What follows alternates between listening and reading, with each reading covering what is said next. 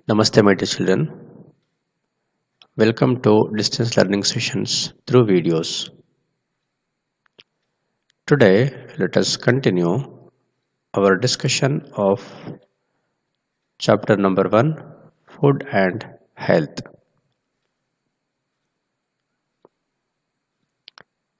In this video, let us discuss about proper cooking practices and preserving food. First, let us discuss about proper cooking practices. Proper cooking practices means the methods or ways to be followed while cooking food.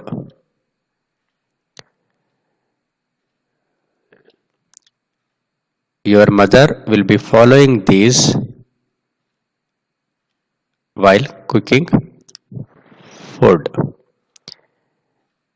If you find any of these practices are not followed, you may request your mother politely to follow the instructions we discuss today. Food must be cooked properly. ಅಂದರೆ ನಾವು ಬೇಯಿಸುವ ಆಹಾರ ಸೂಕ್ತವಾದ ರೀತಿಯಲ್ಲಿ ಬೇಯಿಸಬೇಕು. ಸೂಕ್ತವಾದ ರೀತಿ ಅಂದರೆ ಹೇಗೆ ನೋಡ್ತಾ ಹೋಗೋಣ ಮಕ್ಕಳೇ ಒಂದೊಂದೇ ಈಗ. Improper cooking methods can destroy nutrients.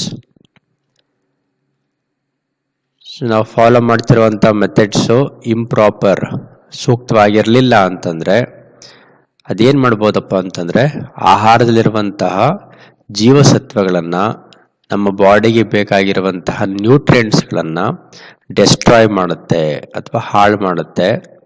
ನಮ್ಮ ದೇಹಕ್ಕೆ ಬೇಕಾದಂತಹ ನ್ಯೂಟ್ರಿಯೆಂಟ್ಸು ಸರಿಯಾಗಿ ಸಿಗೋದಿಲ್ಲ.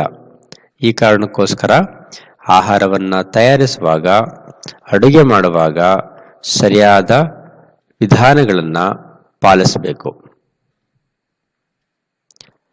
For example, vitamin C is destroyed by high temperature. ನಮ್ಮ ಆಹಾರದಲ್ಲಿರುವಂತಹ ವಿಟಮಿನ್ ಸಿ ಏನಿದೆ ನಮ್ಮ ದೇಹಕ್ಕೆ ತುಂಬ ಅಗತ್ಯ. ಅದು ಆ ವಿಟಮಿನ್ ಸಿ ಏನಾಗುತ್ತಪ್ಪ ಅಂತಂದರೆ ನಾವು ಆಹಾರವನ್ನು ತುಂಬ ಹೈ ಟೆಂಪರೇಚರಲ್ಲಿ ಬೇಯಿಸಿದಾಗ ವಿಟಮಿನ್ ಸಿ ಡೆಸ್ಟ್ರಾಯ್ ಆಗುತ್ತೆ, ಅದು ನಶಿಸಿ ಹೋಗುತ್ತೆ, ಹಾಳಾಗೋಗ್ಬಿಡುತ್ತೆ. ಸೊ ಹಾಗಾಗಿ ಆಹಾರವನ್ನು ತುಂಬ ಹೆಚ್ಚು ಕೂಡ ಬೇಯಿಸಬಾರ್ದು, ತುಂಬ ಹೈ ಟೆಂಪ್ರೇಚರಲ್ಲಿ ಆಹಾರವನ್ನು ಬೇಯಿಸಬಾರ್ದು ಅನ್ನೋದು ಅರ್ಥ ಆಗುತ್ತೆ ಇಲ್ಲಿ. ಸೊ ಹಾಗಂದ ಮಾತ್ರಕ್ಕೆ ಎಲ್ಲ ಆಹಾರವನ್ನು ನಾವು ಸರಿಯಾಗಿ ಬೇಯಿಸದೆ ತಿನ್ನೋಕ್ಕಾಗಲ್ಲ, ಸೂಕ್ತವಾಗಿ ಬೇಯಿಸಲೇಬೇಕು. ಆದರೆ ಎಲ್ಲವನ್ನು ಆಹಾರವನ್ನು ನಾವು ತುಂಬ ಹೈ ಟೆಂಪ್ರೇಚರ್ವರೆಗೆ ಬೇಯಿಸೋ ಅವಶ್ಯಕತೆ ಇರೋದಿಲ್ಲ. ಈಗ ಮಾಡೋದ್ರಿಂದ ಆಹಾರದಲ್ಲಿರುವಂತಹ ವೈಟಮಿನ್ಸು ಸಮ್ ಅದರ್ ನ್ಯೂಟ್ರಿಯೆಂಟ್ಸ್ ಏನಾಗುತ್ತೆ ಲಾಸ್ ಆಗುತ್ತೆ ಮಕ್ಕಳೇ. It is therefore good to eat cucumbers, carrots, radishes, tomatoes and lemons raw. So ಹಾಗಾಗಿ ಯಾವ್ಯಾವ ತರಕಾರಿಗಳಲ್ಲಿ ಹಣ್ಣುಗಳಲ್ಲಿ ವೈಟಮಿನ್ ಸಿ ಇರುತ್ತೋ ಅವುಗಳನ್ನು ನಾವು ಹೈ ಟೆಂಪ್ರೇಚರಲ್ಲಿ ಏನಾಗುತ್ತೆ, ಹೈ ಟೆಂಪ್ರೇಚರಲ್ಲಿ ವಿಟಮಿನ್ ಸಿ ಲಾಸ್ ಆಗುತ್ತೆ, ಡೆಸ್ಟ್ರಾಯ್ ಆಗುತ್ತೆ. ಹಾಗಾಗಿ ನಾವು ಹಸಿ ತರಕಾರಿಗಳನ್ನ ಯಾವುದೇ ತಿನ್ಬೋದೋ ಅವುಗಳನ್ನು ಹಸಿ ತರಕಾರಿಗಳನ್ನು ತಿನ್ನೋದೇ ತುಂಬ ಒಳ್ಳೆಯದು. therefore it is good to eat cucumbers. Cucumber ಅಂತಂದರೆ ಸೌತೆಕಾಯಿ,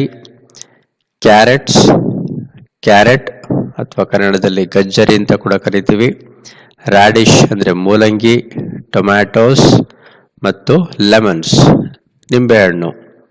ಸೊ ಲೈಮ್ ಜ್ಯೂಸ್ ಎಲ್ಲ ಮಾಡಿ ಕುಡಿತೀವಿ ಮನೆಗಳಲ್ಲಿ. ಸೊ ಇವುಗಳನ್ನು ಏನು ಮಾಡಬೇಕು ನಾವು ಆದಷ್ಟು ಹಸಿ ಪದಾರ್ಥಗಳನ್ನೇ ಬೇಯಿಸದೆ ತಿಂದರೆ ಒಳ್ಳೆಯದು. ಇದರಿಂದ ನಮಗೆ ಬೇಕಾದಂತಹ ವಿಟಮಿನ್ಸು ಯಾವುದೇ ರೀತಿ ಲಾಸ್ ಆಗದೆ ಸಿಗುತ್ತೆ, ವೇಸ್ಟ್ ಆಗೋದಿಲ್ಲ.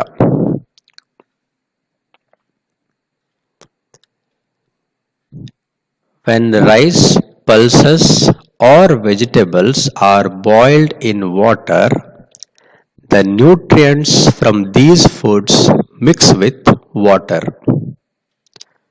ಸೊ ನಾವು ಅನ್ನ ಮಾಡುವಾಗ ಬೇಳೆಗಳನ್ನು, ತರಕಾರಿಗಳನ್ನು ನೀರಿನಲ್ಲಿ ಕುದಿಸುವಾಗ ಆ ತರಕಾರಿಗಳಲ್ಲಿ, ಬೇಳೆಗಳಲ್ಲಿ, ಅಕ್ಕಿಯಲ್ಲಿ ಇರುವಂತಹ ಜೀವಸತ್ವಗಳು ನೀರಿನ ಜೊತೆ ಮಿಕ್ಸ್ ಆಗುತ್ತೆ.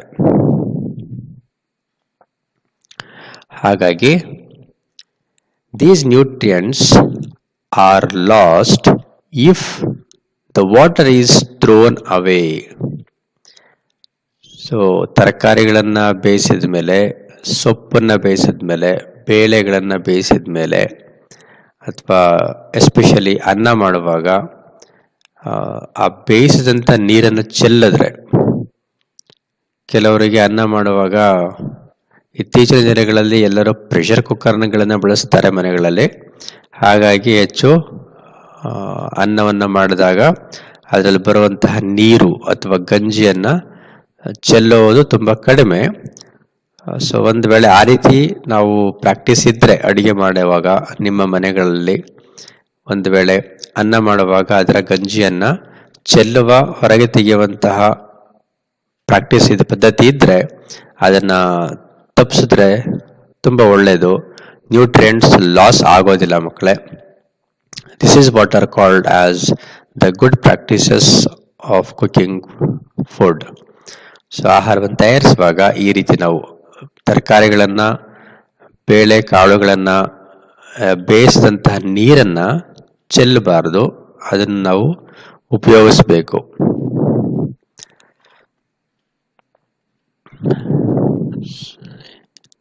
ನೀವು ಈ ಚಿತ್ರದಲ್ಲಿ ಗಮನಿಸಬಹುದು, ಇಲ್ಲಿ ತರಕಾರಿಗಳನ್ನು ಕುದಿಸ್ತಾ ಇರೋದು, ಬೇಯಿಸ್ತಾ ಇರೋದನ್ನ ನೋಡ್ಬೋದು.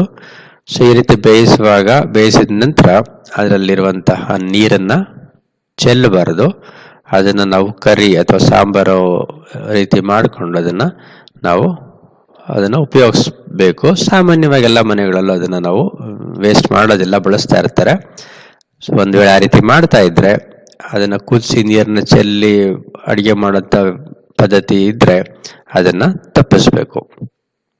ಹಾಗೇನೆ ಆಹಾರವನ್ನು ತಯಾರಿಸುವಾಗ, ಕುದಿಸುವಾಗ ಅದರ ಪಾತ್ರೆಯ ಬಾಯಿಯನ್ನು ಮುಚ್ಚಿಟ್ರೆ ತುಂಬ ಒಳ್ಳೆಯದು.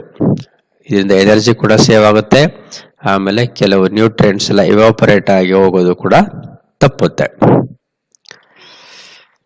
Hence we must not throw away the water in which food has been boiled. ಅಂದರೆ ನಾವು ಯಾವ ಆಹಾರವನ್ನು ತಯಾರಿಸುವಾಗ, ಬೇಯಿಸುವಾಗ ಉಪಯೋಗಿಸಿದಂಥ ನೀರನ್ನು ಏನು ಮಾಡಬಾರ್ದು, ನಾವು ವೇಸ್ಟ್ ಮಾಡಬಾರ್ದು, ಚೆಲ್ಲಬಾರದು. ಅದನ್ನು ನಾವು ಸೇವಿಸಬೇಕು, ತಿನ್ನಬೇಕು.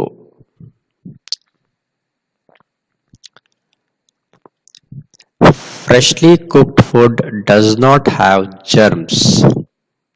ಅಂದರೆ ತಾಜಾ ತಯಾರಿಸಿರುವಂತಹ ಆಹಾರದಲ್ಲಿ ಜರ್ಮ್ಸ್ ಅಂದರೆ ಕೀಟಾಣುಗಳು ಇರೋದಿಲ್ಲ. ಸೊ ಆಗ ತಾನೇ ತಯಾರು ಮಾಡಿದಂತಹ ಬಿಸಿ ಇರುವಂತಹ ಆಹಾರದಲ್ಲಿ ಯಾವುದೇ ರೀತಿಯ ಕೀಟಾಣುಗಳು ಇರೋದಿಲ್ಲ. ಸೊ ಕೀಟಾಣುಗಳು ನಮ್ಮ ಸುತ್ತಮುತ್ತ ಎಲ್ಲ ಕಡೆ ಇರುತ್ತೆ ಅನ್ನೋದು ಗೊತ್ತು ಮಕ್ಕಳೇ ನಮಗೆ. ಸಾಕಷ್ಟು ರೀತಿಯ ಬ್ಯಾಕ್ಟೀರಿಯಾಗಳು, ವೈರಸ್ಗಳು ಗಾಳಿಯಲ್ಲಿ ಎಲ್ಲ ಕಡೆ ಸೇರ್ಕೊಂಡೋಗಿರುತ್ತೆ. ಸೊ ಆಹಾರವನ್ನು ನಾವು ಕುದಿಸಿದಾಗ ಅದರಲ್ಲಿರುವಂತಹ ಜರ್ಮ್ಸ್ ಎಲ್ಲ ಸತ್ತೋಗ್ಬಿಡುತ್ತೆ, ಅದರಲ್ಲಿರೋದಿಲ್ಲ ಜರ್ಮ್ಸ್ಗಳು. ಫ್ರೆಶ್ಲಿ ಕುಕ್ಡ್ ಫುಡ್ಡಲ್ಲಿ ಯಾವುದೇ ರೀತಿಯ ಜರ್ಮ್ಸ್ ಇರೋದಿಲ್ಲ. Germs are very small organisms that can make us sick. So germs ಅಂತಂದ್ರೆ ತುಂಬ ಸೂಕ್ಷ್ಮ ಜೀವಿಗಳು. ಅವುಗಳು ನಮ್ಮ ಆರೋಗ್ಯವನ್ನು ಹಾಳು ಮಾಡ್ತವೆ, ನಾವು ಕಾಯಿಲೆ ಬೀಳುವಂತೆ ಮಾಡ್ತವೆ. ಒಂದು ವೇಳೆ ನಾವು ಸೇವಿಸುವ ಆಹಾರದಲ್ಲಿ ಕುಡಿಯುವ ನೀರಿನಲ್ಲಿ, ಸೇವಿಸುವ ಗಾಳಿಯಲ್ಲಿ ಜರ್ಮ್ಸ್ ಹೆಚ್ಚಾಗಿ ಇತ್ತು ಅಂತಂದರೆ ಅವುಗಳಿಂದ ನಮ್ಮ ಆರೋಗ್ಯ ಹಾಳಾಗುವ ಸಾಧ್ಯತೆ ಹೆಚ್ಚಿರುತ್ತೆ. Cooking kills germs and makes food safe to eat. ಈ ಕಾರಣಕ್ಕೋಸ್ಕರನೇ ನಾವು ಆಹಾರ ಪದಾರ್ಥಗಳನ್ನು ಬೇಯಿಸಿ ತಿನ್ನಬೇಕಾಗಿರುವಂಥದ್ದು. ಸೊ ಕುದಿಸಿದಾಗ, ಬಾಯ್ಲ್ ಮಾಡಿದಾಗ ಅದರಲ್ಲಿರುವಂತಹ ಜರ್ಮ್ಸ್ ಎಲ್ಲ ಸತ್ತೋಗ್ಬಿಡುತ್ತೆ. ಆಗ ಅದು ನಾವು ಸೇವಿಸಲಿಕ್ಕೆ ಸೂಕ್ತವಾಗಿರುತ್ತೆ. ಸೊ ಹಾಗಾಗಿ ನಾವು ತಿನ್ನುವ ಆಹಾರದಲ್ಲಿ ಹೆಚ್ಚಿನ ಭಾಗವನ್ನು ನಾವು ಬೇಯಿಸಿ ತಿನ್ನುವಂಥದ್ದು. If cooked food is left unused for a few hours in a warm place, it can become stale.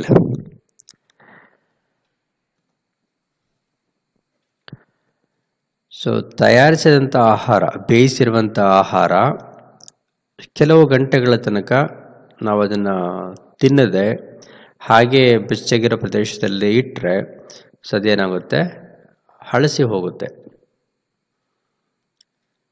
So ಬೆಳಗ್ಗೆ ಮಾಡಿದಂತಹ ಆಹಾರ, ಎಸ್ಪೆಷಲಿ ಸಮ್ಮರ್ ಸೀಸನ್ಗಳಲ್ಲಿ, ಬೇಸಿಗೆ ಕಾಲದಲ್ಲಿ ಬೆಳಗ್ಗೆ ಬ್ರೇಕ್ಫಾಸ್ಟಿಗೆ ಮಾಡಿದಂಥ ಆಹಾರವನ್ನು ನೀವು ಸಂಜೆ ಅಥವಾ ರಾತ್ರಿ ಅದನ್ನು ತಿನ್ನಲಿಕ್ಕೆ ಹೋದರೆ ನಿಮಗೆ ಅದು ಹಳಸಿ ಹೋಗಿರೋದು ಗೊತ್ತಾಗುತ್ತೆ. ಅದೇ ರೀತಿ ರಾತ್ರಿ ಮಾಡಿಟ್ಟಂತಹ ಆಹಾರವು ನೀವು ಬೆಳಗ್ಗೆ ಎದ್ದು ನೋಡಿ ತಿನ್ನಬೇಕು ಅಂತ ನೋಡಿರೋದು ಹಾಳಾಗಿರೋದನ್ನು ನೀವು ಗಮನಿಸ್ತಿರ್ಬೋದು, ಅಥವಾ ನಿಮ್ಮ ಮನೆಯಲ್ಲಿ ನಿಮ್ಮ ಪೇರೆಂಟ್ಸ್ ಅದನ್ನು ಹೇಳೋದನ್ನು ನೀವು ಕೇಳಿರ್ತೀರ. ಸೊ ಹೀಗೆ ಅಡುಗೆ ಮಾಡಿ ಆದ ನಂತರ ಕೆಲವು ಗಂಟೆಗಳ ತನಕ ಆಹಾರ ಹಾಳಾಗದೇ ಇರುತ್ತೆ, ಚೆನ್ನಾಗಿರುತ್ತೆ.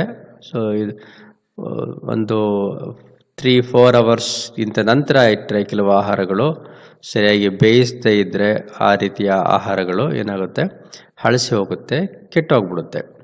ಆ ರೀತಿಯ ಆಹಾರವನ್ನು ಸೇವಿಸಬಾರದು ಮಕ್ಕಳೇ. ಸೊ ಹಾಗಾಗಿ ನಾವು ಆದಷ್ಟು ಫ್ರೆಶ್ಲಿ ಕುಕ್ಡ್ ಫುಡ್ಡನ್ನೇ ನಾವು ತಿನ್ನೋದು ಆರೋಗ್ಯದ ದೃಷ್ಟಿಯಿಂದ ತುಂಬ ಒಳ್ಳೆಯದು. Stale food has germs growing in it and therefore it can make us sick. Stale food ಅಂದರೆ ಹಳಸಿದ ಆಹಾರ. ಸೊ ಅದರಲ್ಲಿ ಜರ್ಮ್ಸ್ ಬೆಳೀತಾ ಇರುತ್ತೆ, ಅಂದರೆ ಸೂಕ್ಷ್ಮಜೀವಿಗಳು, ಕೀಟಾಣುಗಳು ಅದರೊಳಗೆ ಬೆಳೀತಾ ಇರುತ್ತೆ. ಸೊ ಅವುಗಳನ್ನು ನಾವು ಸೇವಿಸೋದ್ರಿಂದ ನಮ್ಮ ಆರೋಗ್ಯ ಹಾಳಾಗುತ್ತೆ, ನಾವು ಕಾಯಿಲೆ ಬೀಳ್ತೇವೆ. ಸೊ ಹಾಗಾಗಿ ನಾವು ಹಳಸಿದ ಆಹಾರವನ್ನು ಸೇವಿಸಬಾರ್ದು ಮಕ್ಕಳೇ. ಸೊ ಹಾಗಾದರೆ ಆಹಾರ ಹಾಳಾಗದ ರೀತಿ ನಾವು ಯಾವ ರೀತಿ ಪ್ರಿಸರ್ವ್ ಮಾಡಬೇಕು? ಪ್ರಿಸರ್ವಿಂಗ್ ಫುಡ್ ಅಂದರೆ ಆಹಾರವನ್ನು ಸಂರಕ್ಷಣೆ ಮಾಡೋದು ಹೇಗೆ ಅಂತ. ಬೇರೆ ಬೇರೆ ಆಹಾರವನ್ನು ಸಂರಕ್ಷಣೆ ಮಾಡಲಿಕ್ಕೆ ಬೇರೆ ಬೇರೆ ವಿಧಾನಗಳಿರುತ್ತೆ. ಈ ವಿಧಾನಗಳನ್ನು ಮನೆಯಲ್ಲಿ ಅಡುಗೆ ಮಾಡುವಂಥವರು, ನಿಮ್ಮ ತಾಯಿ ಇದನ್ನು ಫಾಲೋ ಮಾಡ್ತಿರ್ತಾರೆ, ಪ್ರಾಕ್ಟೀಸ್ ಮಾಡ್ಕೊಂಡಿರ್ತಾರೆ.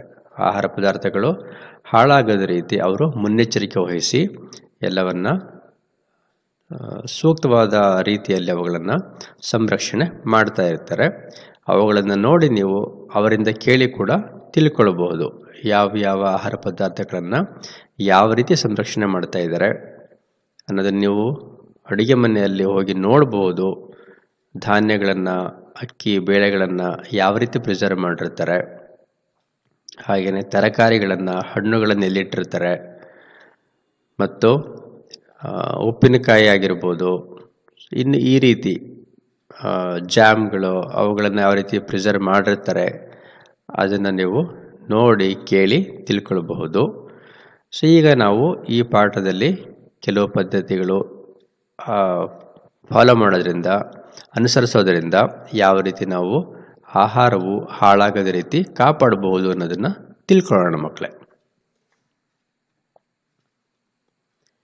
Food often spoils when it is not stored properly.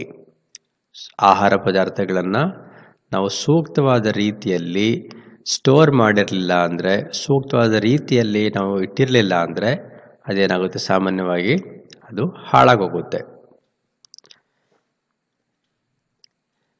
Dry food items should be stored in clean and dry containers. So dry food items ಅಂದರೆ ಧಾನ್ಯಗಳು, ಕಾಳುಗಳು, ಬೇಳೆಗಳು ಅಥವಾ ಇನ್ನು ಕೆಲವು ಡ್ರೈ ಫ್ರೂಟ್ಸ್ ಆಗಿರಬಹುದು, ಗೋಡಂಬಿ, ಬಾದಾಮಿ, ಅಕ್ರೋಟ, ಈ ರೀತಿಯ ಡ್ರೈ ಫ್ರೂಟ್ಸು, ಒಣದ್ರಾಕ್ಷಿ ಆಗಿರ್ಬೋದು. ಸೊ ಈ ರೀತಿಯ ಆಹಾರ ಪದಾರ್ಥಗಳನ್ನು ಹೆಂಗಿಡಬೇಕಪ್ಪ ಅಂತಂದರೆ, ಅವುಗಳನ್ನು ಕ್ಲೀನ್ ಮತ್ತು ಡ್ರೈ ಕಂಟೈನರ್ಗಳಲ್ಲಿ ಸ್ಟೋರ್ ಮಾಡಬೇಕು. ಸಾಮಾನ್ಯವಾಗಿ ಏರ್ ಟೈಟ್ ಜಾರ್ಗಳನ್ನು ಬಳಸ್ತಾರೆ. ಆ ರೀತಿಯ ಕಂಟೈನರ್ಗಳಲ್ಲಿ ಆಹಾರ ಪದಾರ್ಥಗಳನ್ನು ಹಾಕಿ ಯಾವುದೇ ರೀತಿಯ ತೇವಾಂಶ ಅದರಲ್ಲಿ ಹೋಗದ ರೀತಿ ನೋಡಿಕೊಳ್ಬೇಕು. ಅವುಗಳನ್ನು ಆದಷ್ಟು ಡ್ರೈ ಇಡಬೇಕು, ಆಗಲೇ ಅವು ಹೆಚ್ಚು ದಿನಗಳ ತನಕ ಹಾಳಾಗದೆ ಇರುತ್ತೆ. Food which contains water can be kept in the refrigerator. ಅಂದರೆ ಯಾವ ಆಹಾರ ಪದಾರ್ಥದಲ್ಲಿ ನೀರಿನಂಶ ಇರುತ್ತೋ ಅವುಗಳನ್ನು ರೆಫ್ರಿಜರೇಟರ್ನಲ್ಲಿ ಇಡಬೇಕು. For example, vegetables and fruits contain plenty of water in them. Those should be stored in refrigerators. ಹಣ್ಣು ತರಕಾರಿಗಳನ್ನು 2-3 ದಿನಗಳ ತನಕ ಇಟ್ಟು ನಾವು ಉಪಯೋಗಿಸ್ಬೇಕು ಅಂತಂದರೆ ಅವುಗಳನ್ನು ರೆಫ್ರಿಜರೇಟರ್ನಲ್ಲಿ ಇಟ್ಟರೆ ಫ್ರೆಶ್ ಆಗಿ ಇರುತ್ತೆ. ಅವುಗಳನ್ನು ಹಾಗೆ ಹೊರಗಡೆ ಇಟ್ಟರೆ ಅವುಗಳು ಒಣಗಿ ಹೋಗುತ್ತೆ, ಡ್ರೈ ಆಗುತ್ತೆ. ಹಾಗೆಯೇ ಕುಕ್ಡ್ ಫುಡ್ ಕೂಡ, ನಾವು ತಯಾರಿಸಿದಂತಹ ಬೇಯಿಸಿದ ಆಹಾರ ಕೂಡ ಉಳಿದಿತ್ತು ಅಂದರೆ, ಮಿಕ್ಕಿತ್ತು ಅಂದರೆ, ಸೊ ಅದನ್ನು ನಾವು ನಂತರ ಬಳಸಬೇಕು ಅಂತ ಆದರೆ ಅವುಗಳನ್ನು ಕೂಡ ನಾವು ರೆಫ್ರಿಜರೇಟರ್ನಲ್ಲಿ ಇಟ್ಟರೆ ಯಾವುದೇ ರೀತಿಯ germs ಬೀಳೋದನ್ನು ತಪ್ಪಿಸ್ಬೋದು. So refrigerators are used these days, especially in almost all households. ಸಾಮಾನ್ಯವಾಗಿ ಎಲ್ಲ ಮನೆಗಳಲ್ಲೂ ಈಗ ರೆಫ್ರಿಜರೇಟರ್ಗಳನ್ನು ಬಳಸ್ತಾರೆ. ರೆಫ್ರಿಜರೇಟರ್ ಬಳಸ್ತಾ ಇಲ್ಲ ಅಂದರೂ ಕೂಡ ಯಾವ ರೀತಿ ಆಹಾರಗಳನ್ನು ನಾವು ಸಂರಕ್ಷಣೆ ಮಾಡಬೇಕು ಅಂತ ಮನೆಯಲ್ಲಿ ತಿಳ್ಕೊಂಡಿರ್ತಾರೆ. ಸೊ ಆ ರೀತಿ ಆಹಾರವನ್ನು ಹಾಳಾಗದ ರೀತಿ ಸಂರಕ್ಷಣೆ ಮಾಡ್ತಾ ಇರ್ತಾರೆ. ಸೊ ನಾವು ತಿನ್ನುವಂಥ ಆಹಾರದಲ್ಲಿ ಯಾವುದೇ ರೀತಿಯ ಜರ್ಮ್ಸ್ ಅಥವಾ ಕೀಟಾಣುಗಳು, ಸೂಕ್ಷ್ಮಜೀವಿಗಳು ಬೆಳೆದೇ ಇರೋ ರೀತಿ ನಾವು ನೋಡಿಕೊಳ್ಬೇಕು.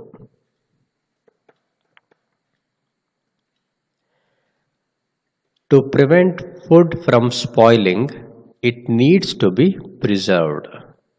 That is what we are discussing now. ನಮ್ಮ ಆಹಾರ ಸ್ಪಾಯ್ಲ್ ಆಗಬಾರ್ದು, ಹಾಳಾಗಬಾರ್ದು, ಕೆಟ್ಟು ಹೋಗಬಾರ್ದು ಅಥವಾ ಹಳಸಿ ಹೋಗಬಾರ್ದು. ಸೊ ಅದನ್ನು ಆ ರೀತಿ ತಪ್ಪಿಸ್ಬೇಕು, ಹಾಳಾಗೋದನ್ನು ತಪ್ಪಿಸ್ಬೇಕು ಅಂತಂದರೆ ಅವುಗಳನ್ನು ಸೂಕ್ತವಾದ ರೀತಿಯಲ್ಲಿ ಸಂರಕ್ಷಣೆ ಮಾಡಬೇಕು. Different kinds of foods are preserved in different ways. ಅಂದರೆ ಬೇರೆ ಬೇರೆ ರೀತಿಯ ಆಹಾರಗಳನ್ನು ಸಂರಕ್ಷಣೆ ಮಾಡಲಿಕ್ಕೆ ಬೇರೆ ಬೇರೆ ವಿಧಾನಗಳಿವೆ. ಎಲ್ಲ ಆಹಾರ ಪದಾರ್ಥಗಳನ್ನು ಒಂದೇ ರೀತಿ ಸಂರಕ್ಷಣೆ ಮಾಡೋಕ್ಕಾಗೋದಿಲ್ಲ. ಈಗಾಗಲೇ ನಾವು ತಿಳ್ಕೊಳ್ತಾ ಇದ್ದೀವಿ. ಡ್ರೈ ಇರುವಂತಹ ಫುಡ್ ಮಟೀರಿಯಲ್ಸ್, ಸೊ ಅವುಗಳನ್ನು ಜಾರ್ಗಳಲ್ಲಿ ಅಥವಾ ಬಾಟಲ್ಗಳಲ್ಲಿ ಹಾಕಿ ಪ್ರಿಸರ್ವ್ ಮಾಡ್ತೀವಿ. ಹಾಗೆಯೇ ವೆಜಿಟೇಬಲ್ಸು, ಫ್ರೂಟ್ಸನ್ನು ರೆಫ್ರಿಜರೇಟರಲ್ಲಿ ಇಡ್ತೀವಿ. ಸೊ ಈ ರೀತಿ ಬೇರೆ ಬೇರೆ ಆಹಾರ ಪದಾರ್ಥಗಳನ್ನು ಪ್ರಿಸರ್ವ್ ಮಾಡುವಂತಹ ವಿಧಾನಗಳು ಕೂಡ ಬೇರೆ ಬೇರೆ ಆಗಿರುತ್ತೆ ಮಕ್ಕಳೇ. Many kinds of fruits, vegetables and fish can be preserved by drying in the sunlight. So many kinds of fruits ಅಂದರೆ ಸಾಕಷ್ಟು ರೀತಿಯ ಹಣ್ಣುಗಳು, ಅಂದರೆ ದ್ರಾಕ್ಷಿ ಬಗ್ಗೆ ನಮ್ಗೆ ಚೆನ್ನಾಗಿ ಗೊತ್ತಿರುತ್ತೆ. ಒಣ ದ್ರಾಕ್ಷಿನ ನಾವು ಬಳಸ್ತಾ ಇರ್ತೀವಿ. ಸೊ ದ್ರಾಕ್ಷಿಯನ್ನು ಹಸಿದಾಗಿರೋದನ್ನೇ ತುಂಬ ದಿನ ತನಕ ಇಟ್ಕೊಳಕ್ಕೆ ಬರೋದಿಲ್ಲ. ಅವುಗಳಿಗೆ ಕೆಲವು ವಿಧಾನಗಳನ್ನು ಅನುಸರಿಸಿ ಅವುಗಳನ್ನು ಡ್ರೈ ಮಾಡಿ ಇಟ್ಟರೆ ಅದು ಬಹಳ ದಿನಗಳ ತನಕ ಬಹಳ ತಿಂಗಳುಗಳ ತನಕ ನಾವು ಇಟ್ಕೊಂಡು ಅದನ್ನು ತಿನ್ನಬಹುದಾಗಿರುತ್ತೆ. ಸೊ ಕೆಲವು ಹಣ್ಣುಗಳು, ತರಕಾರಿಗಳು ಮತ್ತು ಮೀನು ಇವುಗಳನ್ನ ಏನು ಮಾಡಿರ್ತಾರೆ, ಡ್ರೈ ಮಾಡಿ ಸನ್ಲೈಟಲ್ಲಿ ಅವುಗಳನ್ನು ಚೆನ್ನಾಗಿ ಒಣಗಿಸಿ ಅದರಲ್ಲಿರುವಂತಹ ತೇವಾಂಶವನ್ನೆಲ್ಲ ಹೊರಗೆ ತೆಗೆದು ಅವುಗಳನ್ನು ನಾವು ಸ್ಟೋರ್ ಮಾಡಿ ಇಟ್ಕೊಂಡ್ರೆ ತುಂಬ ದಿನಗಳ ತನಕ ನಾವು ಅವುಗಳನ್ನು ಸೇವಿಸಬಹುದಾಗಿರುತ್ತೆ. ಅದರಲ್ಲಿ ಯಾವುದೇ ರೀತಿಯ ಜರ್ಮ್ಸು ಬೆಳೆಯೋದಿಲ್ಲ. You can see in the pictures here proper storage of cereals and pulses, dry food materials, ಅವುಗಳನ್ನು ಏರ್ ಟೈಟ್ ಜಾರ್ಗಳಲ್ಲಿ ಹಾಕಿಟ್ಟಿರೋದನ್ನು ನೀವು ಗಮನಿಸ್ಬೋದು ಮಕ್ಕಳೇ. ಸೊ ಧಾನ್ಯಗಳು, ಕಾಳುಗಳು, ಡ್ರೈ ಫ್ರೂಟ್ಸ್ಗಳು ಇವುಗಳನ್ನು ಡ್ರೈ ಇರುವಂತಹ, ಕ್ಲೀನ್ ಮತ್ತು ಡ್ರೈ ಇರುವಂತಹ ಏರ್ ಟೈಟ್ ಜಾರ್ಗಳಲ್ಲಿ ಹಾಕಿ ಪ್ರಿಸರ್ವ್ ಮಾಡಬೇಕು. ಡ್ರೈಯಿಂಗ್, ಸೊ ಇಲ್ಲಿ ಫಿಶ್ ತುಂಬ ದಿನಗಳ ತನಕ ಇಟ್ಕೊಳ್ಬೇಕು ಅಂತಂದರೆ ಅವುಗಳನ್ನು ಡ್ರೈ ಮಾಡ್ತಾರೆ. ಕೆಲವು ಫ್ರೂಟ್ಸ್ಗಳಾದಂತಹ ಇದು ಕೂಡ ಅಷ್ಟೇ, ಗ್ರೇಪ್ಸ್, ಡ್ರೈ ಫ್ರೂಟ್ಸ್ ಎಲ್ಲ ಸಿಗುತ್ತೆ. ಅವು ಕೆಲವು ಫ್ರೂಟ್ಸ್ಗಳನ್ನು ಡ್ರೈ ಮಾಡಿ ಕೂಡ ಇಟ್ಟಿರ್ತಾರೆ. ಡ್ರೈ ಫ್ರೂಟ್ಸ್ ಆದಂಥ ಗ್ರೇಪ್ಸ್ ಆಗಿರ್ಬೋದು, ಅಥವಾ ಖರ್ಜೂರ, ಈ ರೀತಿಯ ಉತ್ತುತ್ತೆ ಇವುಗಳನ್ನು ನೋಡಿರ್ತೀರ ನೀವು. ಅವುಗಳನ್ನು ಒಣಗಿಸಿ ಇಟ್ಟಿರ್ತಾರೆ. ತುಂಬ ದಿನಗಳ ತನಕ ನಾವು ಅವುಗಳನ್ನು ತಿನ್ನಬಹುದಾಗಿರುತ್ತೆ. Food items can be preserved in sugar, salt, vinegar and oil. So these are some preservatives. ಆಹಾರ ಸಂರಕ್ಷಕಗಳು ಅಂತ ಕರೀತಾರೆ. ನಾವು ಕೆಲವು ಆಹಾರಗಳನ್ನು ಹೆಚ್ಚು ದಿನಗಳ ತನಕ ಇಟ್ಕೊಳ್ಬೇಕು ಅಂತಂದಾಗ ಆಹಾರ ಪದಾರ್ಥಗಳ ಜೊತೆಗೆ ಶುಗರ್, ಸಾಲ್ಟ್, ವಿನೆಗರ್ ಮತ್ತು ಆಯಿಲನ್ನು ಮಿಕ್ಸ್ ಮಾಡಿ ಇಡೋದರಿಂದ ಅವುಗಳು ಹೆಚ್ಚು ಕಾಲದ ತನಕ ಹಾಳಾಗದೆ ಉಳಿಯುತ್ತೆ.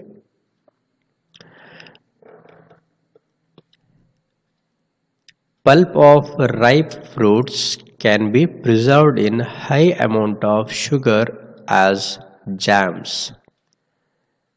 ಸೊ ಜಾಮ್ಸ್ ಎಲ್ಲ ಸಿಗುತ್ತೆ ಮಕ್ಕಳೇ, ರೆಡಿಮೇಡ್ ಸ್ಟೋರ್ಗಳಲ್ಲಿ ಎಲ್ಲ ಸಿಗುತ್ತೆ ಜಾಮು. ಸೊ ಅಲ್ಲಿ ಏನಾಗಿರುತ್ತೆ ಅಂದರೆ ಫ್ರೂಟ್ ಪಲ್ಪ್ಸ್, ಹಣ್ಣುಗಳನ್ನು ಗ್ರೈಂಡ್ ಮಾಡಿ ಅದ್ರ ಜೊತೆ ಶುಗರನ್ನು ಮಿಕ್ಸ್ ಮಾಡಿ ಇಟ್ಟಿರ್ತಾರೆ. ಅದು ತುಂಬ ದಿನಗಳ ತನಕ ಹಾಳಾಗದೆ ಇರುತ್ತೆ. ನಾವು ಹಣ್ಣುಗಳನ್ನು ಹಾಗೆ ಇಟ್ಟರೆ, ಶುಗರ್ ಮಿಕ್ಸ್ ಮಾಡದೆ ಇಟ್ಟರೆ ಹೆಚ್ಚು ದಿನಗಳ ತನಕ ಇರೋದಿಲ್ಲ. ಫ್ಯೂ ಡೇಸ್, 3-4 ದಿನ ತನಕ ಚೆನ್ನಾಗಿರ್ಬೋದು ಹಣ್ಣುಗಳು, ಫ್ರೆಶ್ ಫ್ರೂಟ್ಸ್. ಅದಾದ ನಂತರ ಅವುಗಳು ಡ್ರೈ ಆಗುತ್ತೆ ಮತ್ತು ಕೊಳೆತೋಗುತ್ತೆ, ಹಾಳಾಗುತ್ತೆ. ಅದನ್ನು ತಪ್ಪಿಸ್ಬೇಕು ಅಂತಂದರೆ ಪಲ್ಪ್ಸ್ ಅಂದರೆ ಹಣ್ಣಿನ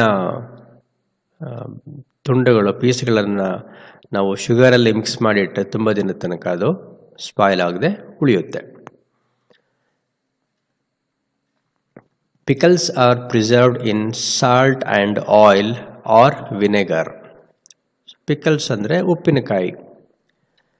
ಉಪ್ಪಿನಕಾಯಿಯನ್ನು ತಯಾರಿಸುವಾಗ ಅದರಲ್ಲಿ ಹೆಚ್ಚು ಸಾಲ್ಟನ್ನು ಹಾಕಿರ್ತಾರೆ. ಸೊ ಅದು ಒಂದು ರುಚಿಗೆ ಆದರೆ ಇನ್ನೊಂದು ಪ್ರಿಸರ್ವ್ ಮಾಡಲಿಕ್ಕೋಸ್ಕರ. ಪ್ರಿಸರ್ವ್ ಅಂದರೆ ಹೆಚ್ಚು ದಿನದ ತನಕ ಅವು ಹಾಳಾಗದೇ ಇರಲಿ ಅಂತ ಸಂರಕ್ಷಣೆ ಮಾಡಲಿಕ್ಕೆ ಅದರಲ್ಲಿ ಉಪ್ಪನ್ನು ಕೂಡ ಆ್ಯಡ್ ಮಾಡಿರ್ತಾರೆ, ಜೊತೆಗೆ ಎಣ್ಣೆಯನ್ನು ಬೆರೆಸಿರ್ತಾರೆ. ಕೆಲವರು ಉಪ್ಪಿನಕಾಯಿ ಮಾಡಿದಾಗ ಅದಕ್ಕೆ ಒಗ್ಗರಣೆ ಹಾಕೋದನ್ನು ನೀವು ನೋಡಿರ್ತೀರ. 2 ರೀತಿ ಉಪ್ಪಿನಕಾಯಿಗಳು ಮಾಡ್ತಾರೆ.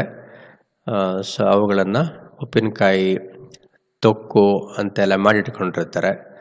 ಕೆಲವು ರೀತಿಯ ಗೊಜ್ಜುಗಳು, ಪುಳಿಯೋಗರೆ ಗೊಜ್ಜಾಗಿರ್ಬೋದು, ಟೊಮ್ಯಾಟೊ ಹಣ್ಣಿನಿಂದ ಮಾಡಿದಂತಹ ಗೊಜ್ಜುಗಳಾಗಿರ್ಬೋದು, ಅವುಗಳಿಗೆ ನೀರನ್ನು ಬೆರೆಸದೆ ಎಣ್ಣೆಯನ್ನು ಹಾಕಿ ಅದಕ್ಕೆ ಬಳಸಿದಂತಹ ತರಕಾರಿ, ಟೊಮೆಟೊ ಆಗಿರ್ಬೋದು, ಈರುಳ್ಳಿ ಆಗಿರ್ಬೋದು, ಅವುಗಳನ್ನು ಚೆನ್ನಾಗಿ ರೋಸ್ಟ್ ಮಾಡಿ ಅದರಲ್ಲಿರುವಂತಹ ಮಾಯ್ಶ್ಚರ್ ಎಲ್ಲ ಹೊರಗೆ ತೆಗೆದು ಇಟ್ಟರೆ ಅವುಗಳು ಕೆಲವು ದಿನಗಳ ತನಕ ಹಾಳಾಗದೆ ಇರುತ್ತೆ.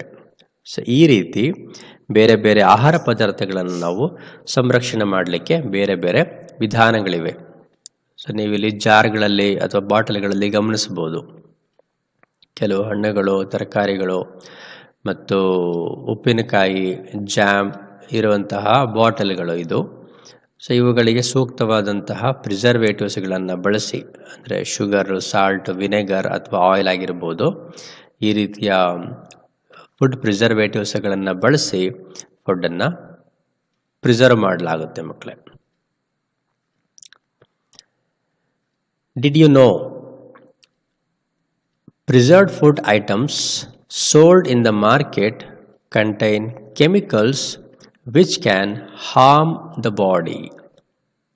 It is very important to know, dear children. So, preserved food items sold in the market, ಅಂದರೆ ನಾವು ತಯಾರಿಸಿದ ಆಹಾರಗಳನ್ನು ಪ್ಯಾಕೆಟ್ಗಳಲ್ಲಿ, ಜಾರ್ಗಳಲ್ಲಿ, ಮಾರ್ಕೆಟ್ಗಳಲ್ಲಿ ಅದನ್ನು ಏನು ಮಾಡ್ತಾರೆ, ಮಾರ್ಕೆಟಲ್ಲಿ ಮಾರ್ತಿರ್ತಾರೆ ಮಕ್ಕಳೇ. ಅವುಗಳಲ್ಲಿ ಏನಾಗಿರುತ್ತಪ್ಪ ಅಂದರೆ, ಅವುಗಳು ಹೆಚ್ಚು ದಿನಗಳ ತನಕ ಹಾಳಾಗದೇ ಇರಲಿ ಅನ್ನೋ ಕಾರಣಕ್ಕೆ ಅದರಲ್ಲಿ ಕೆಮಿಕಲ್ಸನ್ನು ಮಿಕ್ಸ್ ಮಾಡಿರ್ತಾರೆ. ಆ ಕೆಮಿಕಲ್ಸು ನಮ್ಮ ದೇಹಕ್ಕೆ ತೊಂದರೆಯನ್ನು ಉಂಟು ಮಾಡಬಹುದು, ತೊಂದರೆಯನ್ನು ಉಂಟು ಮಾಡುತ್ತೆ. ಹಾಗಾಗಿ ನಾವು ಮಾರ್ಕೆಟಲ್ಲಿ ಸಿಗುವಂತಹ ರೆಡಿ ಟು ಈಟ್, ಅದು ತಿನ್ನಲಿಕ್ಕೆ ತಯಾರಾಗಿರುವಂತಹ ಆಹಾರವನ್ನು ಏನು ಪ್ಯಾಕೆಟ್ಗಳಲ್ಲಿ ಅಥವಾ ಜಾರ್ಗಳಲ್ಲಿ, ಕಂಟೈನರ್ಗಳಲ್ಲಿ ಸೇಲ್ ಮಾರ್ತಾರೋ ಅವುಗಳನ್ನು ಹೆಚ್ಚು ತಿನ್ನದೇ ಇರುವುದೇ ಸೂಕ್ತ.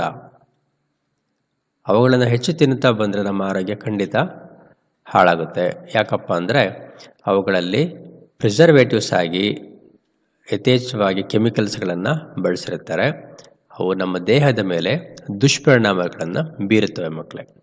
ಹಾಗಾಗಿ ಆದಷ್ಟು ನಾವು ಮನೆಯಲ್ಲಿ ತಯಾರಿಸಿದಂತಹ ಫ್ರೆಶ್ ಫುಡ್ಡನ್ನು ಕನ್ಸ್ಯೂಮ್ ಮಾಡಬೇಕು.